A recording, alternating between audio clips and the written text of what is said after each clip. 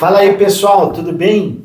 Nós estamos aqui mais uma vez e hoje vamos ter uma conversa tão importante, significativa, e estamos aqui com a Camila, nossa líder de missões, com o pastor Carlos e a Arlenes, um casal tão precioso que Deus nos deu como igreja, né, que estão aqui, e o tema de hoje é refugiados. E nós vamos conversar sobre isso, e você que é aqui da MSEU, você sabe que a nossa igreja Deus tem trabalhado, Deus tem conectado pessoas para que a gente possa. Nós queremos ir além nesse tema de refugiados, tá bom? Camila, dá uma saudação aí pro pessoal. E aí, pessoal, que bom estar de novo aqui, compartilhando um pouquinho do que Deus está fazendo. E a Camila é quem Deus tem envolvido aí, já tem muitas histórias com o tema dos refugiados, né? Pastor Carlos e Arlenes, deem uma saudação pro pessoal. Glória a Deus. Olá. Privilégio estar acá com pastor, irmãos, compartilhando neste tempo.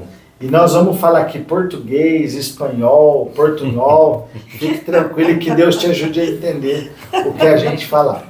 Mas olha só, eu acho que uma primeira coisa que a gente precisa definir é qual é para vocês a diferença entre um imigrante e um refugiado. Pode começar aí. Um emigrante é uma pessoa que muda de seu país porque ele quer melhorar a condição de vida. Mas um refugiado tem que sair de seu país porque tem outras condições, como perseguição política, religiosa, eles podem ter fome, podem ter guerra também, e ele tem que fugir de seu país porque sua vida está em perigo. Uau! Alguém quer complementar aqui? Basicamente, isso que ela falou. Mas eu acho também que um refugiado é uma pessoa que se fica em seu país, pode morrer. Porque sua vida corre perigo se fica em seu país. Então, agora mesmo há muitos refugiados no mundo por essas situações que ela falou. Olha só, pessoal, acho que é importante isso, né? A gente já começar entendendo isso. O imigrante é aquela pessoa que tem um desejo de mudar de país, motivado por uma vida melhor, estudos. Agora, o refugiado é a pessoa que tem que se deslocar de forma forçada. Ele não tem opção. Se ele ficar, a vida dele, de alguma maneira, corre perigo. Eu peguei uma informação aqui no site da Acnur, que eles dizem que aproximadamente existem 122 milhões de refugiados no mundo. Isso é muita coisa. E lá no site da Acnur diz que a cada minuto 20 pessoas têm que se deslocar. É um número muito alto. Nos últimos anos o mundo está experimentando isso, assim, esse deslocamento forçado de pessoas. A igreja aqui nos últimos anos, Camila, ela se envolveu em acolher. Fala um pouquinho o que aconteceu, quem que a gente acolheu, como que a igreja local se envolveu com o tema dos refugiados. A gente vê que o Brasil é um país privilegiado, né? Nós temos visto esse privilégio, né? Vários países estão passando por guerras, rumores de guerras, situações, fome. E o nosso país, nós temos o privilégio de ter uma disponibilidade para receber várias outras etnias, né? Sem essa obrigatoriedade de alguns vistos, algumas coisas nesse sentido, né? Então, nós tivemos o privilégio de receber a primeira família aqui afegã, né, na nossa igreja local, e isso foi muito desafiador, assim, mexeu muito com a igreja, né, no sentido bom, né, muitas pessoas se envolveram, pessoas que talvez não se envolviam em outros ministérios, outras situações, mas tiveram o desejo de ajudar por ver a necessidade, né, daquele povo que teve que sair do seu país para vir para cá. Então, para nós como igreja local, mexe com toda a estrutura, né, porque é uma nova cultura. Então, eles tiveram que aprender o português, que foi um desafio, e nós como igreja também tivemos que ter uma paciência de ensinar, porque, querendo ou não, por mais que sejam adultos, né, existe a cultura dela entender uma nova cultura. Então ele é um bebê nessa cultura, né? É difícil. Então é muito difícil, né? E vocês passaram por isso também, né? Desse desafio de aprender essa nova cultura, como a gente funciona aqui. E a igreja também teve um entendimento de respeitar novas culturas. Mesmo nós sermos diferentes, nós podemos conviver e agregar um na história do outro, né? Então isso para nós como igreja local tem sido muito legal, assim, de experiência.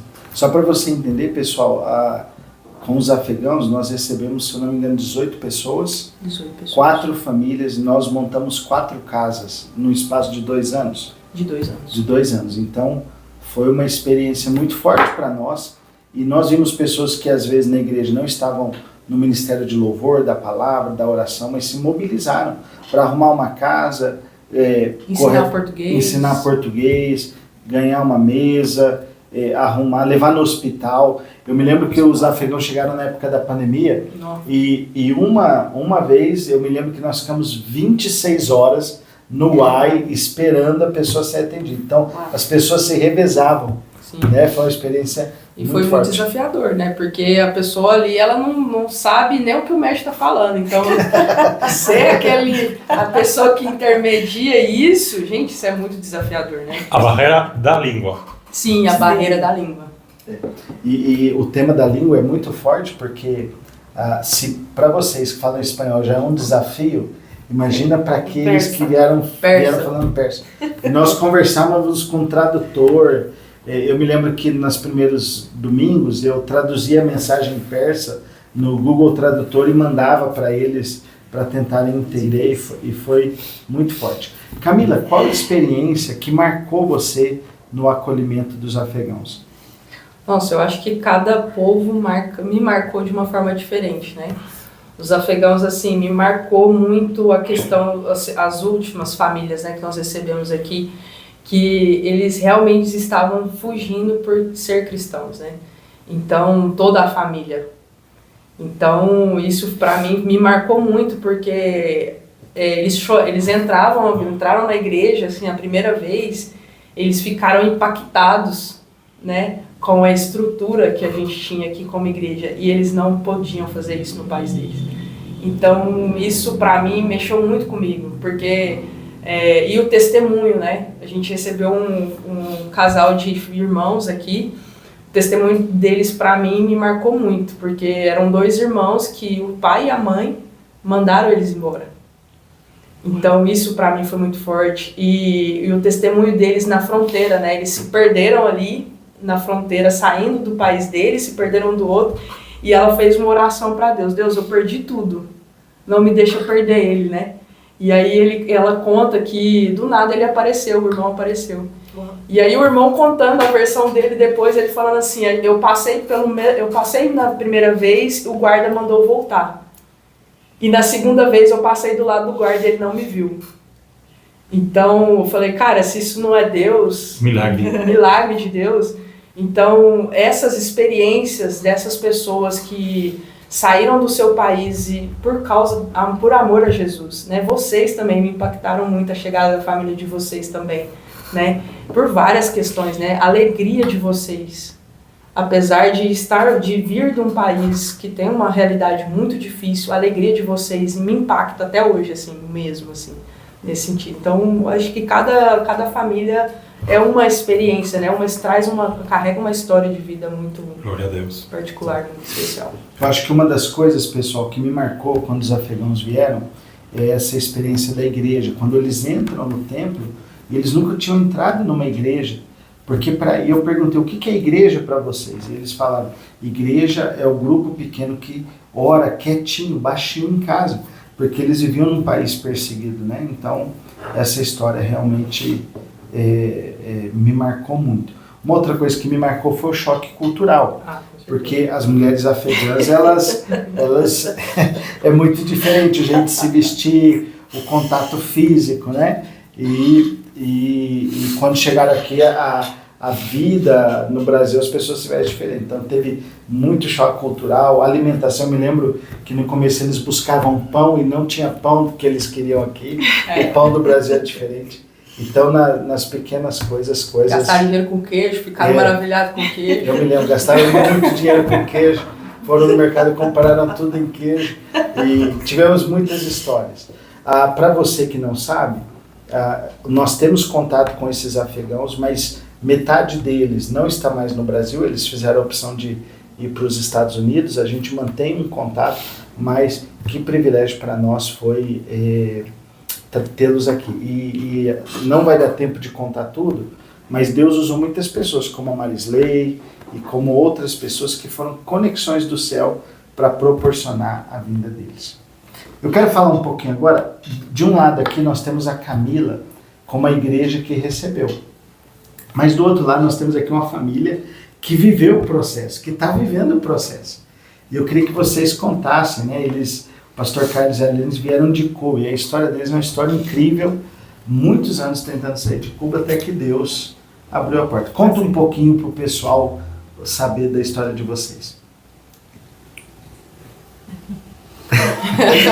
Nós tentamos muitas vezes viajar fora de Cuba, basicamente pelas razões políticas, porque na Cuba governa um sistema político ditatorial que tem o povo baixo opressão, muita manipulação também, e muitos dos cubanos querem ir embora de Cuba.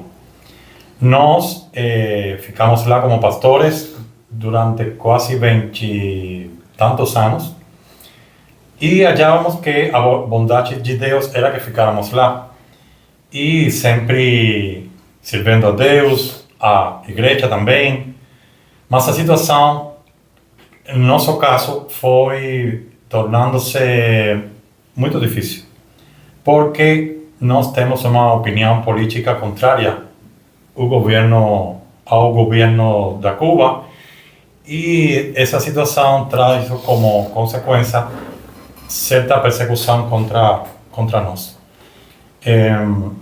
O governo da Cuba diz que nós somos contra-revolucionários, e isso foi trazendo muitas dificuldades para nossa família, para nossos filhos também, até que um dia nós tomamos a decisão de emigrar acá ao Brasil, porque nosso filho melhor ia a cumprir 17 anos, que é a idade do serviço militar lá em Cuba.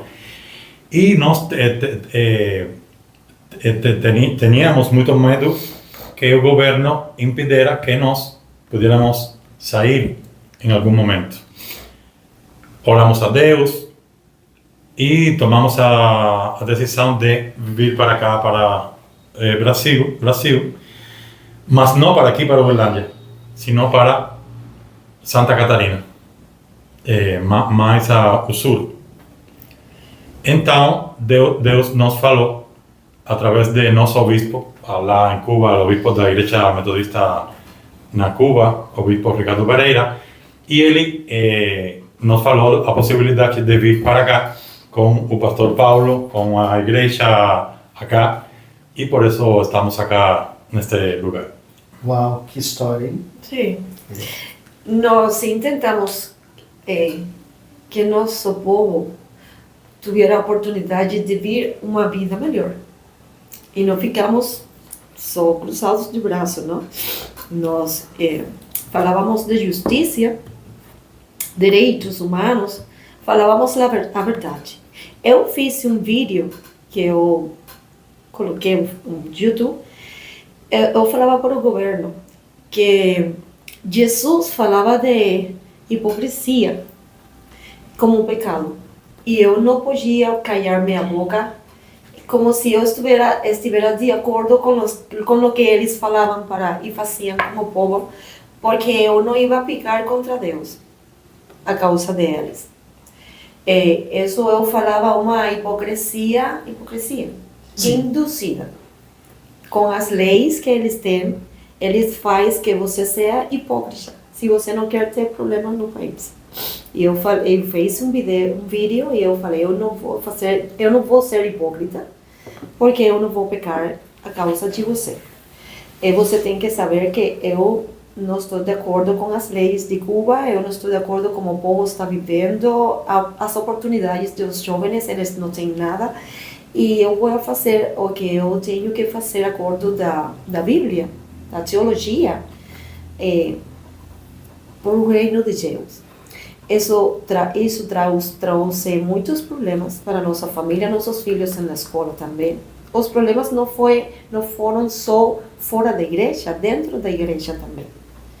Graças a Deus, que Deus revelava o bispo da igreja metodista e ele deu graça para nós frente a ele. Ele sempre falou em nosso favor. Sempre nos defendeu. Sim, graças a Deus, porque foi rejeição. Fomos rejeitados. Sim, nós fomos rejeitados por o povo e também por a igreja. Muitas pessoas. E foi muito difícil, muitos anos. Tentando fazer o melhor para uma Cuba melhor. As pessoas têm muito medo. Muito medo. Uau. Muito. E então, nós deixamos tudo atrás. Uau. E a gente começa a ver Deus trabalhando de forma sobrenatural, porque eu estive em Cuba 2019, 2022, e o Bispo Ricardo esteve aqui, se não me engano, em 2014, 2016. E ele virou para mim e falou assim, ó, Deus me mostrou você comigo em Cuba. 5 anos depois dele me falar isso, o Bispo Danês me chamou a ir a Cuba. E eu estava essa semana, o Facebook me lembrou dos cultos que eu estava lá, e o filho deles, o Carlos, Raul e a Dailin estavam atrás de mim no culto que eu estava lá, e depois eles estão aqui. Mas um ano antes deles, no ano que eles viram, o Bispo Ricardo veio pregar numa conferência aqui na igreja, e nós falamos assim, Bispo, nós gostaríamos de fazer um intercâmbio, e ter alguém lá de Cuba. E no fim do ano, foi justamente quando vocês estavam pensando em sair. Né, e foi muito especial. A minha pergunta seria, qual o maior desafio nessa mudança? Né, como você falou, deixar tudo para trás. Deixar tudo. Você não sabe tudo o que nós deixamos antes. Você não tem ideia.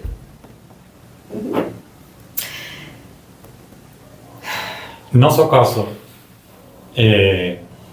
há 2 questões muito importantes para falar. As questões culturais, sociais, econômicas e as segundas questões têm que ver com questões espirituais. A inserção acá e a adaptação é parte do processo de Deus para nossas vidas. Mas eu acho que Deus tem sido muito bom conosco. Muitos cubanos que têm migrado para cá não têm o mesmo testemunho que nós. Pela graça de Deus, nós estamos acá felizes.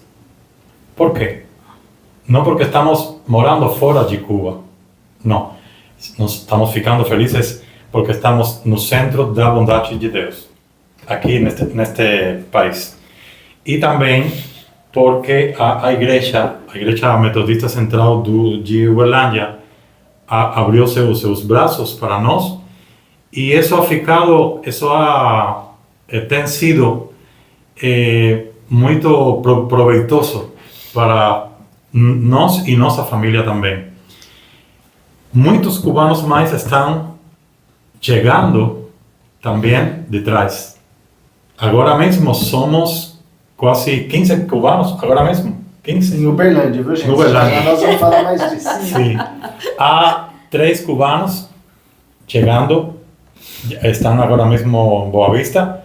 4 cubanos mais que moram em Brasília, querem vir para cá também. E outros cubanos mais, porque eles estão olhando o que Deus está fazendo com nós acá. Nossa família.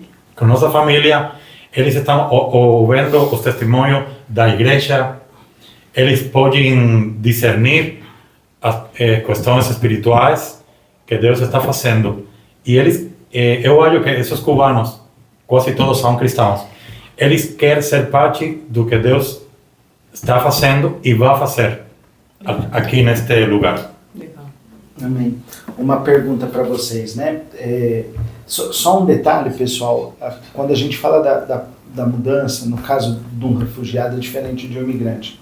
Porque o imigrante, ele sai com a expectativa de voltar, pelo menos para visitar, para estar com a família, ou quem sabe um dia regressar. No caso de um refugiado, geralmente é uma saída sem perspectiva de volta. É assim. Então é possível que eles nunca retornem a Cuba. Se Deus quiser, Deus vai abrir essa porta, mas pode ser que não retorne. Lá estão amigos, estão os lugares que cresceu, tudo que fez. E isso para mim, pelo menos, é muito forte pensar tudo isso, né? Eles fizeram uma travessia pelo norte do Brasil e chegaram aqui. Quer falar mais? Eu acho que a Arlenes ia falar algo, você? O mais difícil para mim deixar atrás foi a igreja que nós trabalhamos. Né? Amanhã, 16 de março, há 9 anos que nós chegamos allí. As pessoas da igreja de Jovellanos, eles estão escrevendo, pastor, há 9 anos, amanhã 16. E é uma igreja que ninguém queria. É uma igreja que Difícil. sim, igreja difícil, né? E o bispo falou para nós, você aceita ir à igreja mais difícil de pastorear na Cuba? E nós falamos que sim. E nós tivemos os melhores tempos da igreja e de nós. Foi ali, em Jovellanos. Foi muito bom. Essa é a coisa mais difícil para mim, deixar atrás. Sim. As coisas materiais, não. Sim. Porque tudo pode ser novo. E aqui o mais difícil, aprender idioma. É difícil, porque nós entendemos mais o que podemos falar, tem outra pronúncia, é diferente e é difícil, né? Conseguir trabalho também fica difícil, e aluguel também. Aluguel também é difícil, e mover-nos em uma cidade tão grande é difícil. Há muitas coisas difíceis, mas nosso agradecimento é tão grande por a oportunidade que Deus nos dá, que estamos prontos para fazer tudo, para aprender, para trabalhar, para servir e para continuar nossa vida. E sempre sabendo que foi Deus que nos trouxe aqui. Legal. Assim que nós estamos muito obrigados com Deus e também com a igreja, pastor, com todos vocês. Amém. Eu creio que essa é uma conexão do céu, e eu queria seguir para a parte final desse vídeo de hoje falando o seguinte: a visão que Deus nos deu, pessoal, é de que a igreja, nós queremos ser um porto seguro, um abrigo para os nossos irmãos cristãos ao redor do mundo que são refugiados, ou seja, aqueles crentes que de alguma forma têm que se deslocar de forma forçada. Nós queremos ser uma expressão do cuidado de Deus para essas vidas, seja de Cuba, seja do Afeganistão, seja, agora chegou essa semana uma informação do Iraque. O pastor Carlos, não sei se contabilizou os 2 jovens. Não. Vamos subir esse número. Eu esqueci esses 2. Então os números estão subindo. Então, aqui está um grupo, né, a Camila, o pastor Carlos Hermes, que vai continuar cuidando, e nós queremos envolver você que está aí assistindo nisso, ajudando em oração, ajudando como você pode com seus dons e talentos, e ajudando com seus recursos também. Nós queremos acolher mais famílias aqui, porque entendemos que isso é uma expressão do cuidado de Deus conosco e com a vida dessas pessoas. Nós acabamos de sair de uma conferência Burn, que tinha ali vários países representados, 3 línguas, português, inglês e espanhol. Libras, né, 4 línguas, e foi uma expressão do que vai ser a eternidade, né, onde pessoas de todos os povos, raças, tribos, línguas e nações vão estar de pé diante do trono. Então a pergunta para vocês, começar aqui pela Camila, é: o que nós queremos para o futuro e como que as pessoas de casa podem ajudar? Nossa, nosso sonho é ter uma casa temporária, né? É algo que a gente tem conversado bastante, né? A questão de ter um espaço onde a pessoa ela pode chegar, pelo menos se adaptar, né, ter essa adaptação aí de conhecer a língua. A gente sabe, como a gente falou, né, a questão do trabalho, de conseguir um trabalho é desafiador, é difícil por causa da falta da língua. Então, ter essa casa para nós nos ajudaria muito nessa questão desse período de adaptação, né, no mínimo aí 1 ano, né, 6 meses a 1 ano, para alguém aprender uma nova língua, né. Então, ter essa casa seria especial para isso, né, que a pessoa ficaria ali, né, nesse espaço onde ela vai continua sem ter a preocupação de pagar um aluguel, de ter todo esse trâmite aí, que é difícil também, porque não tem documentação, chega sem documentação, demora muito essa questão. Então, acho que isso nos ajudaria muito, assim, é algo que nós temos pensado para o futuro e temos orado sobre isso, né, para ter esse lugar de passagem mesmo, para que as pessoas consigam depois seguir a sua vida, né? Legal. E Camila, só para o pessoal de casa saber, ajuda eles a entender qual é a estrutura. Então porque isso envolve casa, professor de português, hospital, Polícia Federal, alimentação, são muitas coisas, né? Sim, como se diz, é uma nova vida, né? Então, a gente tem buscado parceiros em vários âmbitos, né? Várias áreas que a pessoa precisa para recomeçar a vida, né? Então, seja uma professora de português, uma pessoa que não seja professora, mas tenha disponibilidade, que é algo que a gente já teve aqui de experiência também, mas tenha disponibilidade de tempo para ensinar, pessoas que tenham talvez trabalho, né? Disponibilidade talvez na empresa de empregar, dar o primeiro emprego, a primeira oportunidade para essas pessoas recomeçarem a vida, né? E ter essa estrutura da casa também, né? Então, a gente precisa de camas, né? Às vezes chega com bebê, nós temos uma família que chegou, que a menina está grávida, né?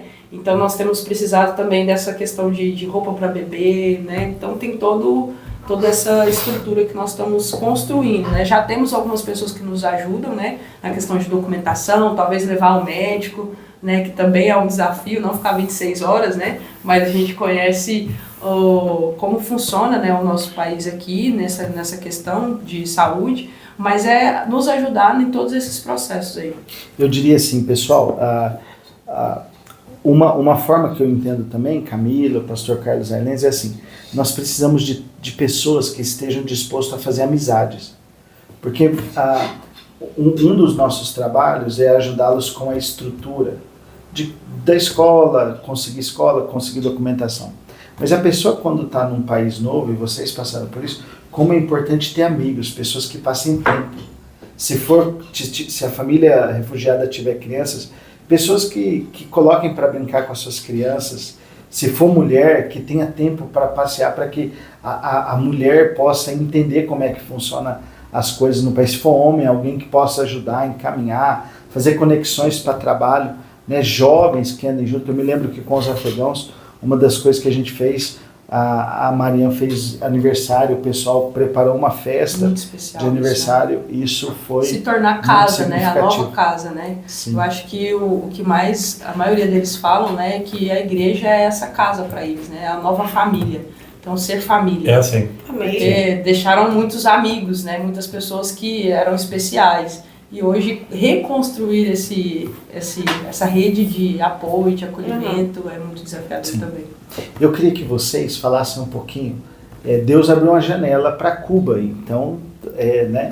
Então, assim, eles vão nos ajudar, não somente com cubanos, mas existe um grande movimento de cubanos. Então, eu gostaria que vocês falassem um pouquinho sobre isso, o que está acontecendo, e que você aí ficasse atento para que você nos ajudasse a acolher essas pessoas e a ser uma resposta para esse movimento de Deus. A maioria dos cubanos que estão chegando aqui em Uberlândia são cristãos, mas outros não são. Então, se a igreja fica involucrada com os cubanos, esses cubanos que não são cristãos podem olhar o amor de Deus através da igreja. Muitas coisas a igreja pode e está fazendo agora mesmo, mas eu acho que isto é um projeto de Deus e Ele vai aproveitar os recursos para poder levar adelante esta visão, que não é uma visão de homens, é uma visão dos céus. Então, a igreja pode fazer muitas coisas. E eu sei isso por minha própria experiência. Nós levamos morando aqui em Uberlândia quase 4 meses. Quase 4 meses. E a igreja ha estado presente em praticamente em todas as áreas. Mas, mientras mais cristãos fiquem involucrados nesta visão, mais pessoas podem ser abençoadas. Esta não é uma visão de 2 ou 3 pessoas. Esta é uma visão, primeiro lugar de Deus, segundo lugar da igreja. Então, mientras mais cristãos da igreja fiquem involucrados, mais pessoas ficarão abençoadas. Amém. O que eu estou vendo, olhando agora Sim. novo, que não é isto, que as pessoas quando eles vão a emigrar, sair do país, eles vão para as melhores cidades. Tá? Mas agora eu estou vendo que o povo cristão de Cuba, eles estão buscando uma igreja para ficar. Uau. Isso é o que eu estou vendo agora. Como as pessoas ligam para nós, porque eles conhecem, nós somos pessoas de redes sociais, sobretudo ele.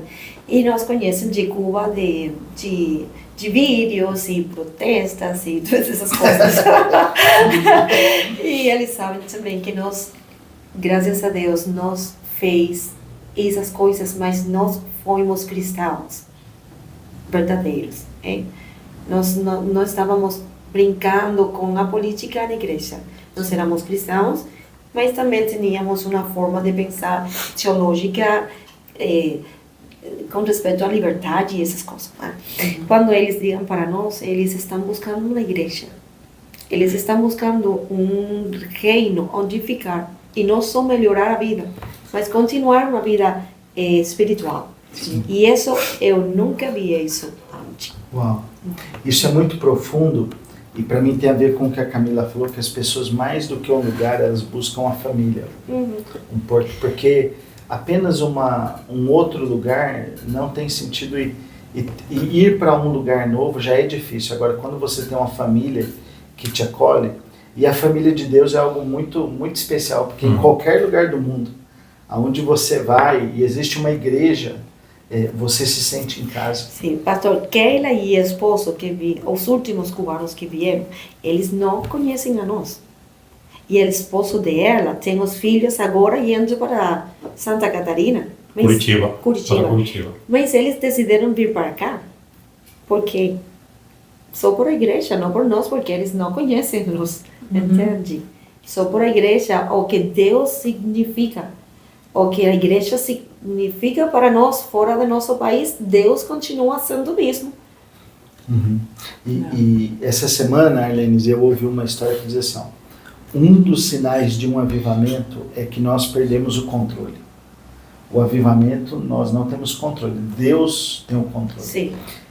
Como pastor, o meu sentimento é que eu não tenho controle de mais nada. Deus está movendo, trazendo, fazendo. E eu creio que existe um objetivo espiritual por trás de tudo isso. Sim. E que nós não controlamos. O que nós temos é dizer, Deus, nos use como o Senhor quer que a gente seja usado. E faça o que o Senhor quer fazer. Então, eu vejo que por trás disso, esse compromisso com os refugiados, é um dos sinais de um avivamento que Deus tem levantado sobre a vida da igreja. Algo Deus está fazendo. E essa igreja de vocês... Nossa.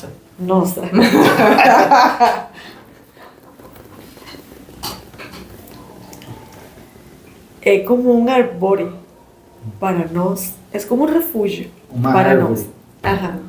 Para nós refugiar. E tem uma boa sombra para nós. É assim como eu vejo esse lugar. Amém. Bem, Camila, qual palavra você quer deixar para o pessoal de casa e vocês também para a gente, antes de fechar esse episódio?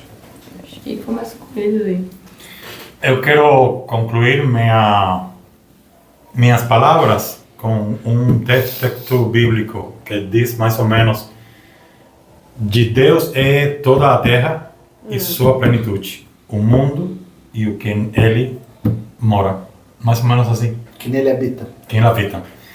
Então, sim, é certo que estamos aqui, um país novo para nós, mas certamente estamos no mesmo reino.